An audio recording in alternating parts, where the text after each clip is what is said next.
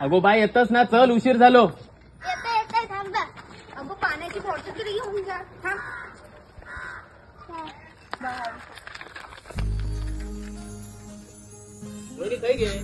काय नाही, पर्यटन महोत्सव येताना दुकान लावचा, दुकानाची जागा बुक करीत चाललंय. बर. बाबांनो, पर्यटन महोत्सव म्हणजे काय? स्थानिक कलाकारांका हक्काचा व्यासपीठ आणि व्यापाऱ्यांका हक्काची बाजारपेठ म्हणजे कणकवली पर्यटन महोत्सव. म्हणजे कुणकेश्वरची जत्रा भरतात तशी ना? अगो बाई, जत्रा नाही, एका कणकवलीकरांचा उत्सव म्हण. आकाश पाळणी असतात, विविध प्रकारची खाद्य संस्कृती असता, ज्यांची तू टीव्हीवर गाणी ऐकतस ना, त्यांचं लाईव्ह कार्यक्रम असता.